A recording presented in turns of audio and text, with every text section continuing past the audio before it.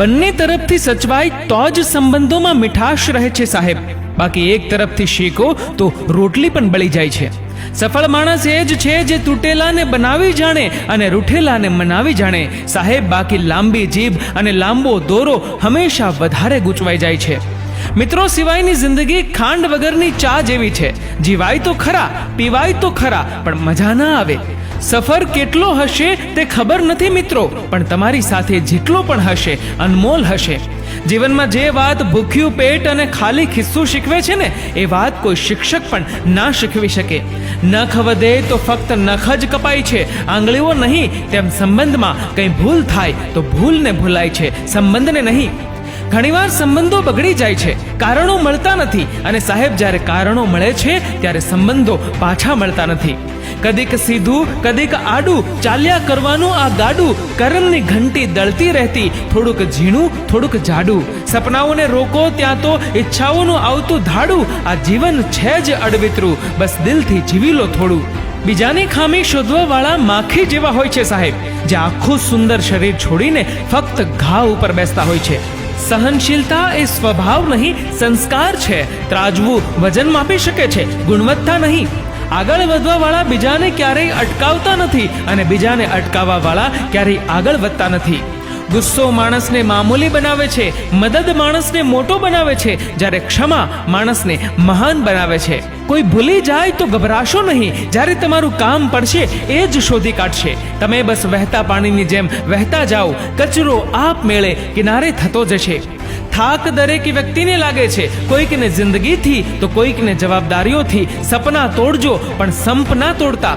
દરિયો પણ અજીબ રીત નિભાવે છે સાહેબ, શ્વાસ હોય ત્યાં સુધી ડૂબાડે છે અને શ્વાસ છૂટે પછી કિનારો બતાવે છે. સ્વાર્થી લોકોનું પણ આવું જ હોય છે. આ જગતમાં કોઈ એવો ગરીબ નથી કે જે બીજાને મદદ ન કરી શકે, અને કોઈ એવો પૈસાદાર નથી કે જેને બીજાની મદદની જરૂર ન પડે. વાણીથી માફ કરવા માટે સમય નથી લાગતો, પણ હૃદયથી માફ કરવામાં જિંદગી નીકળી જાય છે. સમય એટલો સરસ પસાર કરો કે યાદ કરો ત્યારે ખુશી થાય, અફસોસ નહીં. ભગવાન ક્યારેય ભાગ્ય નથી લખતા. જીવનના દરેક ડગલા પર આપણો વિચાર, આપણો વ્યવહાર, આપણું કર્મ જ આપણું ભાગ્ય લખે છે. જે સન્માનથી ક્યારેય અભિમાની નથી થતા, અપમાનથી ક્રોધિત નથી થતા, અને ક્રોધિત થઈને પણ જે ક્યારેય કઠોર શબ્દો નથી બોલતા, વાસ્તવમાં એ જ શ્રેષ્ઠ હોય છે. દુનિયા તમારા માટે ગમે તેવા વિચાર કરે, પણ તમે તમારા મનથી તો મજબૂત રહેજો, કેમ કે જેના મૂળમાં જ મજબૂતાઈ હશે તો વાવાઝોડા હલાવી નાખશે પણ પાડી નહીં શકે. તમે તમારી અંદર રહેલી ખૂબી શોધો, બાકી તમારી ખામી શોધવા તો ભગવાને દુનિયા બનાવી છે. મુઠ્ઠીમાં જે ખુશીઓ બંધ છે એ બધામાં વહેંચી દો સાહેબ. તમારી હોય કે મારી હથેળી તો એક દિવસ ખાલી જ રહી જવાની છે. ઘણીવાર જિંદગીમાં તકલીફો આપણી પરીક્ષા લેવા માટે નથી આવતી, પણ આપણી સાથે જોડાયેલા લોકોની સાચી ઓળખાણ કરવા માટે આવે છે.